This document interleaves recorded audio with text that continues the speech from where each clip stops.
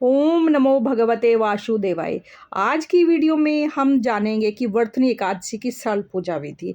एकादशी व्रत कब है, इसके पारण का समय क्या है, इसकी पूरी जानकारी आज की वीडियो में आपको मिलेगी, तो वीडियो को अंत तक जरूर देखिएगा।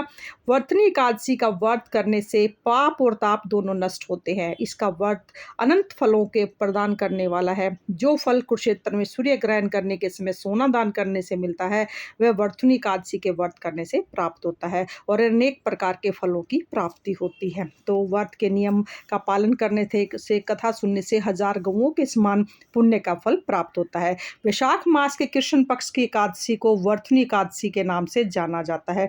सुबह सुबह स्नान आदि करने के बाद हम एक चौकी बिछा लेंगे। चौकी पर हम पीले रंग का वस्त्र ले लेते हैं और हम अपने, अगर आप लड्डू गोपाल जी की सेवा करते हैं तो उन्हें पंचामृत से स्नान कराने के बाद, सुंदर सा श्रृंगार करने के बाद हम चौकी पर विराजमान करेंगे। देखिए, यहाँ पर अगर आपके पास श्री भगवान हरि की फोटो या मूर्ति है तो आप उसको विराजमान कर दें। मेरे पास ये फोटो है। अगर आपके पास वामन अवतार की कोई फोटो है तो वो आप भी विराजमान कर सकते हैं। भगवान श्री हरि, अगर आप लड्डू गोपाल की सेवा करते हैं तो लड्डू गोपाल भगवान श्री हरि के ही बाल स्वरूप है, तो उनको भी जरूर विराजमान कीजिए। यहाँ पर मैंने उनको पंचामृत से स्नान करके, सुंदर सा श्रृंगार करके मैंने विराजमान कर दिया है। फ्रेंड्स, अगर आप ये पूजा मंदिर में कर रहे हैं तो आपको गणेश जी को अलग से स्थापित करने की जरूरत नहीं है।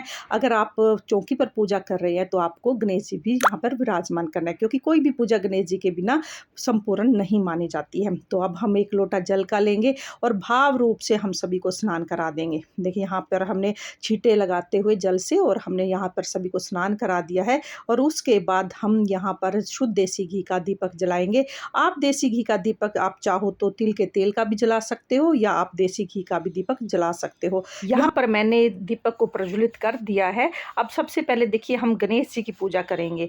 गणेश जी की पूजा सबसे पहले की जाती है। तो हमें, जब हमने स्नान करा दिया है, हमने लड्डू गोपाल जी को भी स्नान करा दिया, सभी को स्नान करा दिया है। अब हम सबसे पहले हम गणेश जी को वस्त्र स्वरूप कलावा समर्पित करेंगे।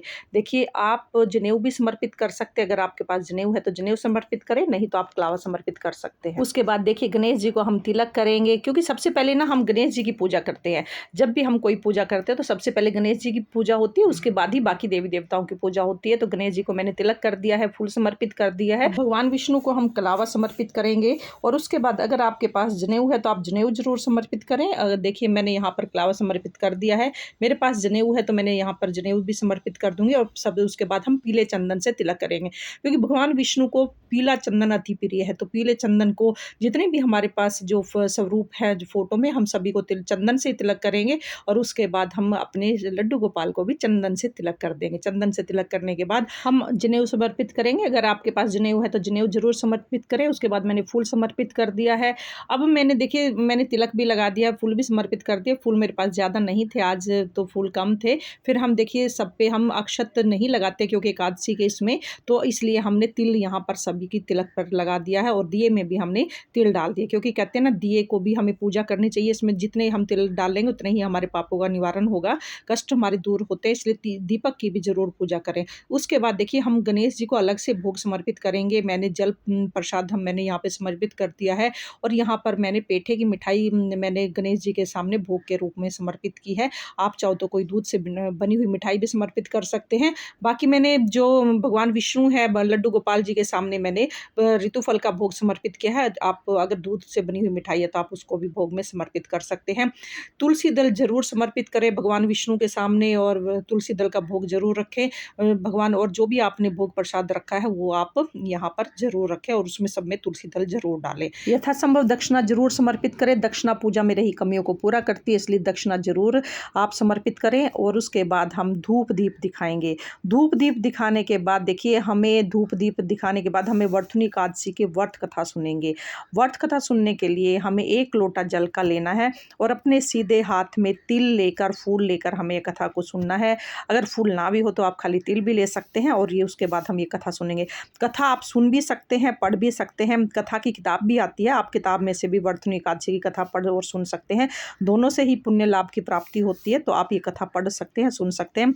और इसके अगर आपको ये कथा मेरे चैनल पर भी मिल जाएगी, आप वहाँ से भी ये कथा को सुन सकते हैं, क्योंकि कथा को हमने यहाँ पर नहीं पढ़ा है, नहीं तो हमारी वीडियो लंबी हो जाती है। कथा सुनने के बाद जो हमारे हाथ में तिल है वो हम भगवान विष्णु श्री हरि के चरणों में समर्पित कर देंगे और भगवान लड्डू गोपाल के चरणों में समर्पित कर देंगे। थोड़े से तिल हम अपने जल के लोटे में डाल लेंगे। इस तरह से हमारी ये पूजा कथा संपूर्ण हो जाती है। कथा सुनने के बाद अब हमें आरती करनी है। आरती आप जो दीपक आपने जला रखा आप उससे भी आरती कर सकते हो या आप कपूर से भी आरती कर सकते हो। आरती बड़े ही प्रेम से भाव से गणेश जी की आरती करेंगे पहले, फिर श्री हरि की विष्णु गोपाल की आरती करके लड्डू गोपाल जी की आरती करेंगे और आरती करने के बाद हाथ जोड़कर पूजा में रही कमियों के लिए क्षमा याचना करेंगे और अपनी मनोकामना को पूर्ण करने के लिए भगवान विष्णु से लड्डू गोपाल से प्रार्थना करेंगे। तो फ्रेंड्स, इस तरीके से हमारी वर्तनी एकादशी की जो पूजा सरल पूजा विधि है संपूर्ण हो जाती है। पूजा करने के बाद जो हमारे पास जल का लोटा है उसको सूर्य देव को हम अर्घ दे देंगे और जो जल भोग प्रसाद हमने समर्पित किया वो घर के सभी सदस्यों में हम बांट देंगे। जो मिठाई है जो हमने ऋतुफल समर्पित किए हैं वो हम घर के सभी सदस्यों में बांट देंगे। और उसके बाद देखिए ये हमारी यहाँ तक पूजा संपूर्ण हो जाती है। शाम के समय भी हमें इसी उस पर चौकी पर दीपक जलाना है और जो भी शाम को आप अपने लिए फलहार बनाते हो उसका भोग भगवान श्री हरि को जरूर लगाना है।